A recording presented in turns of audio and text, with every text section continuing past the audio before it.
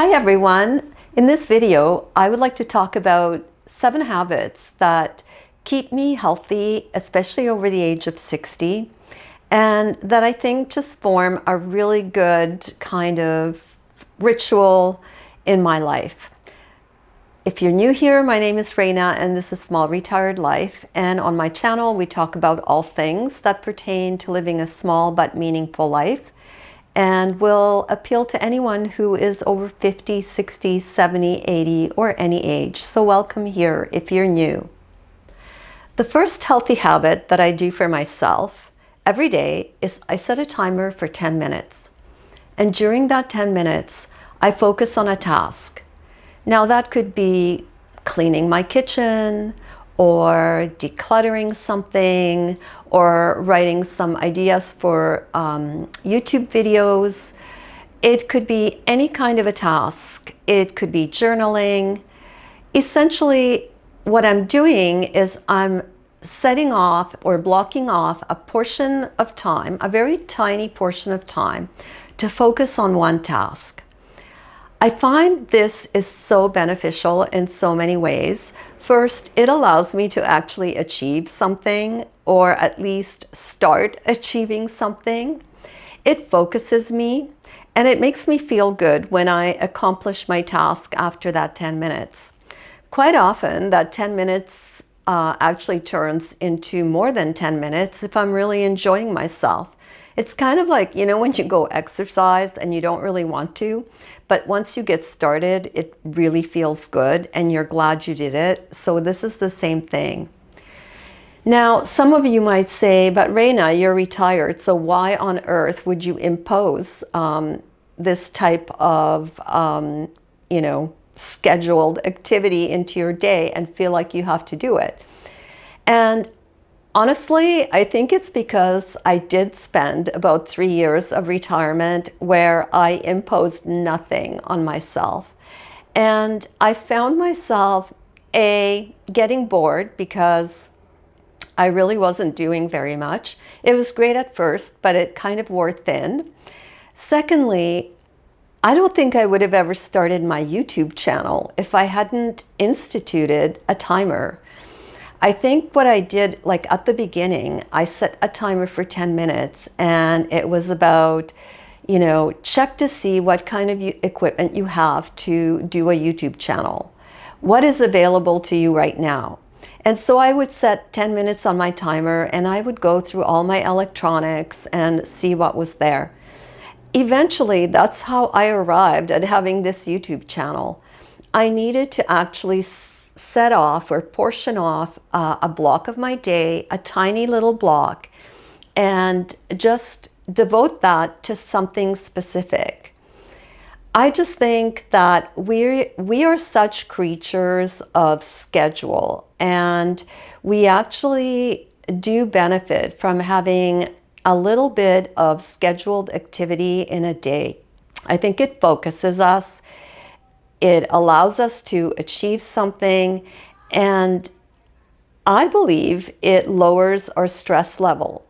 So when I set a timer for 10 minutes and I clean my house, I feel good. I feel less stressed because my environment is clean. I feel good about where I am, and my home looks nice. So do yourself a favor and set a timer for 10 minutes every day. It's a very small amount of time, but I think it has huge benefits for you. My second healthy habit is working out, which brings me to the sponsor of this video, TrainWell. I've been working out with my TrainWell personal trainer, Sam, for a few weeks now, and she's been amazing in keeping me on track with my workouts. I started out with just wanting to be more committed to my strength training workouts, and also just to have someone who knew what they were doing help me stay on track.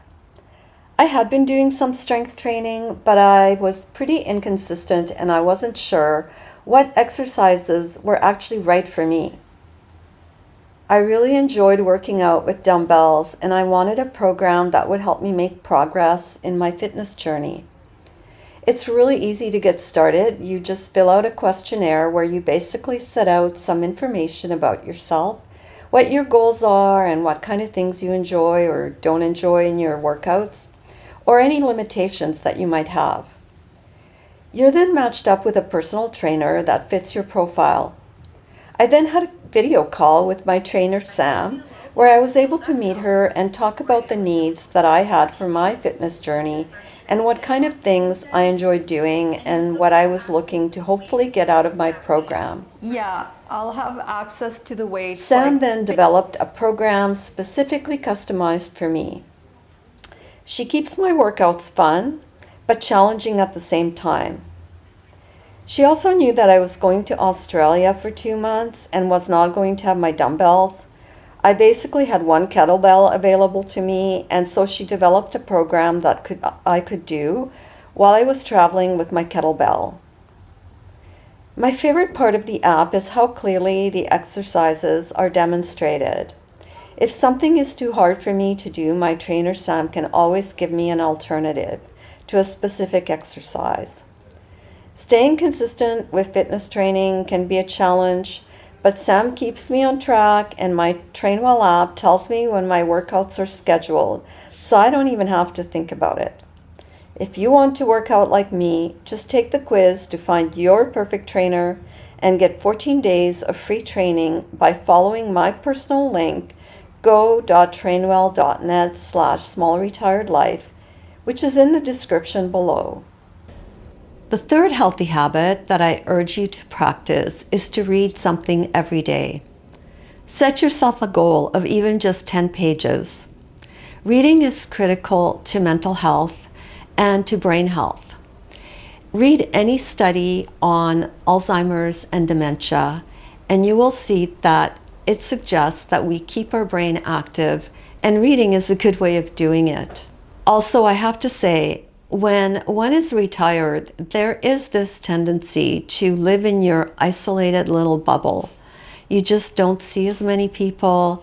You don't go out as much. To me, reading opens up the world. It opens up knowledge and ideas. It gives me ideas for YouTube videos. It almost doesn't matter really what you read, as long as you read. If you're into fiction, read a good book. If you're into some historical war novels, then read that. But just get yourself reading. Reading reduces stress because you're focused on something else. And it also improves your concentration skills because, again, you are focusing on what you are reading. If you're a bit of a monkey brain like I am, where, your brain tends to go all over the place, reading is almost like a form of meditation because it focuses you on a task and hopefully you really get into what you're reading. I also believe that reading boosts your critical thinking skills because, again, you gain knowledge through what you're reading. And hopefully you kind of expose yourself to arguments that maybe you don't agree with, but it's always good to have an opposing view. It's how you learn if your belief system and the things that you truly value or believe in are really the things you truly value and believe in. So read every day. Healthy habit number 4 is eat well, eat good food.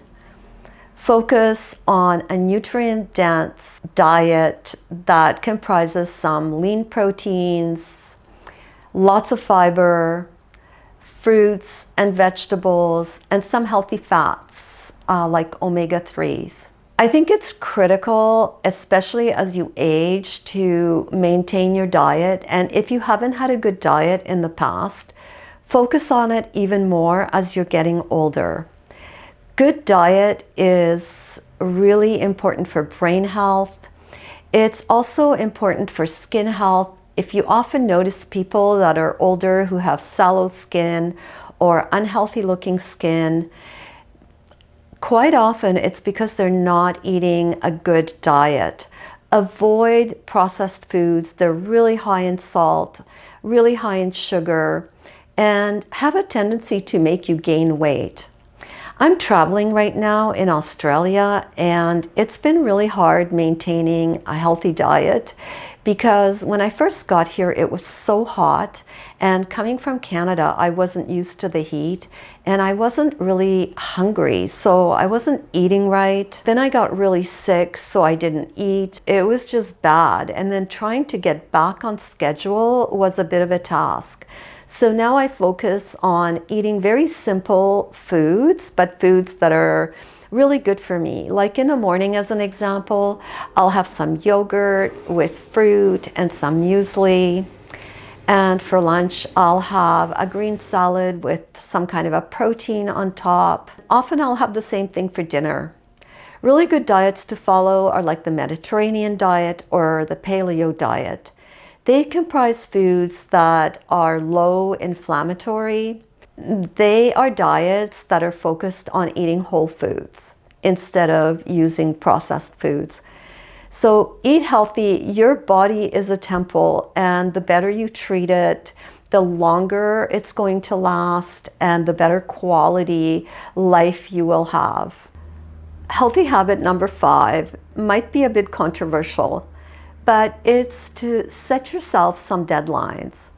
So this is not too dissimilar from setting a timer, but in this case, maybe think of a project and then set a deadline for getting that project accomplished. Again, I'm retired and I don't need to have deadlines, but deadlines are very fulfilling. They allow you to accomplish things. They allow you to think up projects and then accomplish those projects. So in my case, it was my YouTube channel. That was a goal that I set for myself. I created a series of deadlines for each section of that goal, and I accomplished it because there was a deadline set for doing it. I tend to be very deadline driven, and even though I'm retired, I found I missed having deadlines. When I was at work, my entire work was about deadlines. Because I was in capital markets, there was always regulatory deadlines or some kind of a client deadline. So I thrived on deadlines. And when I retired, I found I missed that.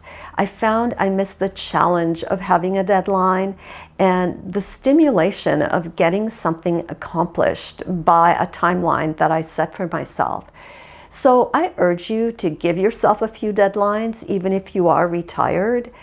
You'll find that it will focus you, it will innovate you in the sense that you will be maybe encouraged to come up with ideas for projects and then to accomplish those projects. It'll help you build some self-discipline.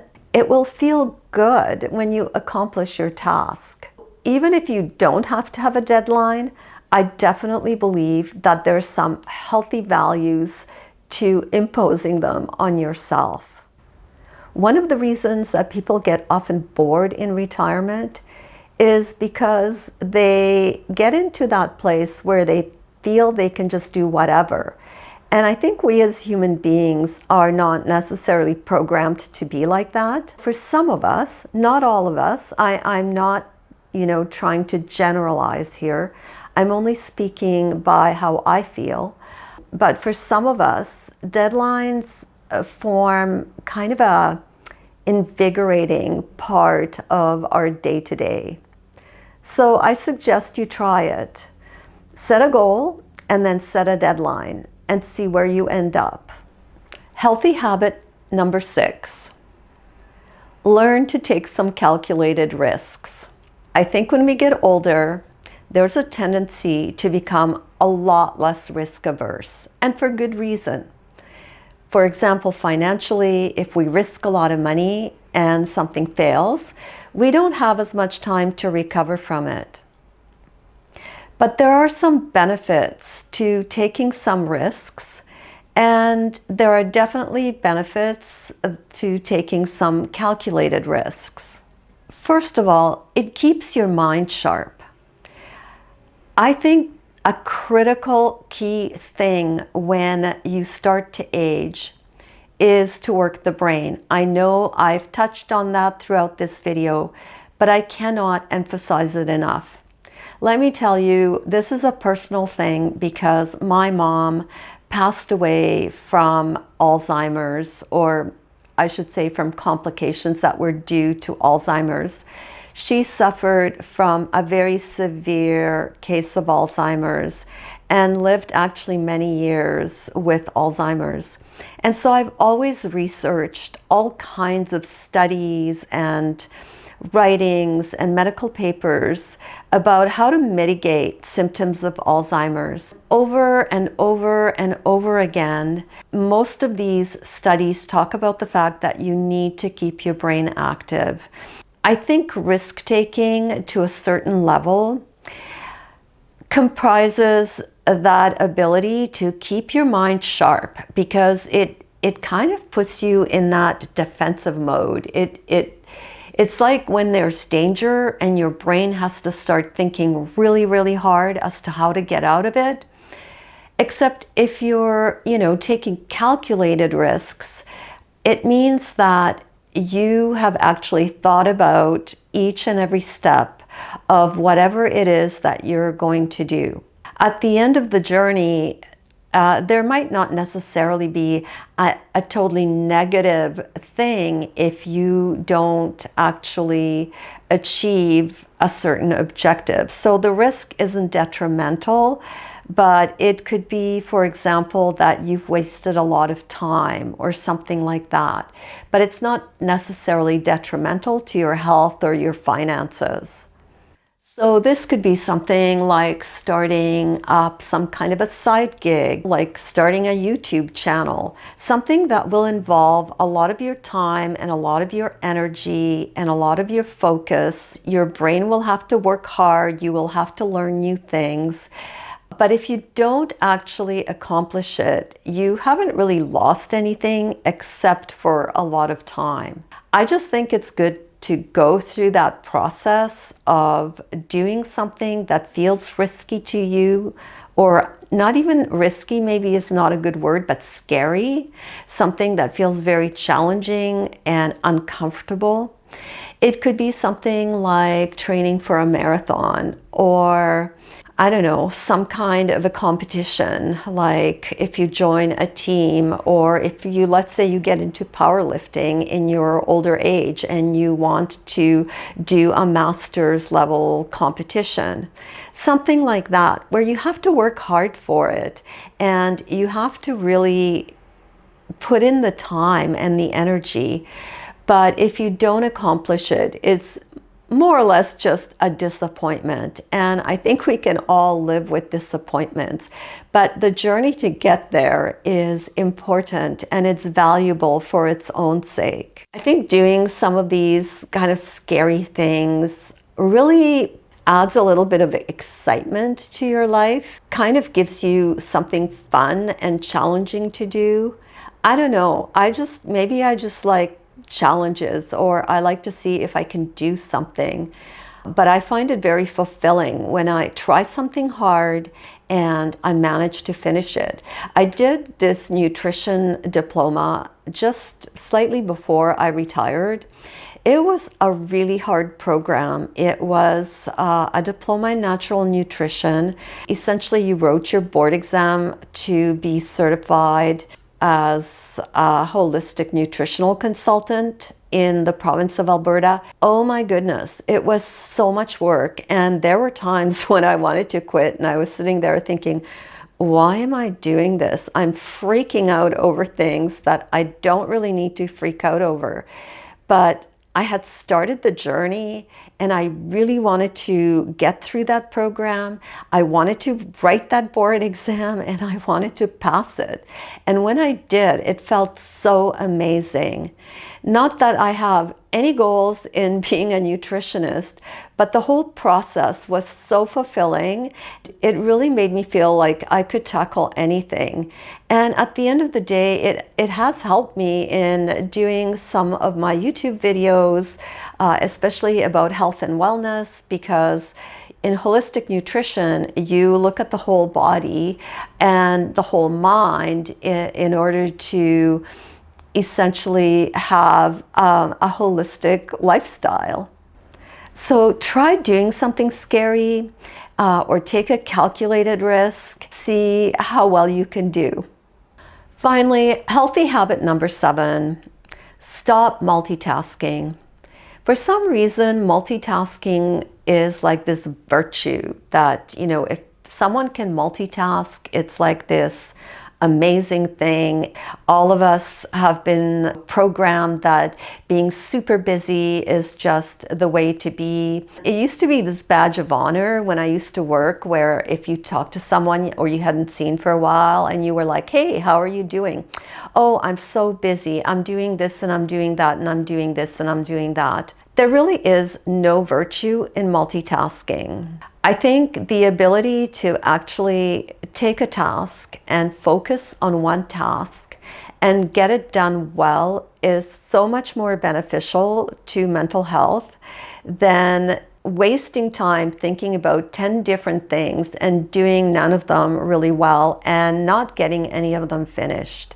I think that actually enhances stress levels. It certainly would for me.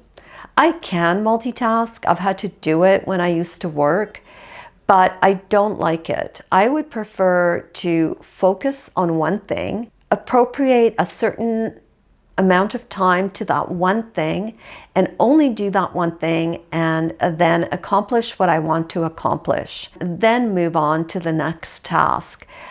Always feel like I have better work outcome, I feel less stressed, and I feel better about what I've achieved. I would say avoid multitasking. Like I said in the first point, set timers, do whatever it takes to kind of keep yourself focused on a task and get it done, and then move on to the next thing, and then don't think about that first task. Go on to the second and just focus on the second, and so on. Just so good for peace of mind. All right, everyone. So these are the 7 healthy habits that I like to practice and that I find really enhance my life. I think if you're in your retirement or you're in your 50s and 60s, these are really beneficial habits for your health, for your mental well-being. Let me know what you think. Also, a quick reminder to remember to check out my Train Well link below. Complete your quiz to find your own perfect trainer and start your 14-day free training journey with Train Well. Thank you so much for watching, everyone. I will see you all next week at our regular time. And remember, if you have any comments or questions, please leave them in the description box below. And also a big thank you for supporting my channel and watching my videos. I'll see you all next week.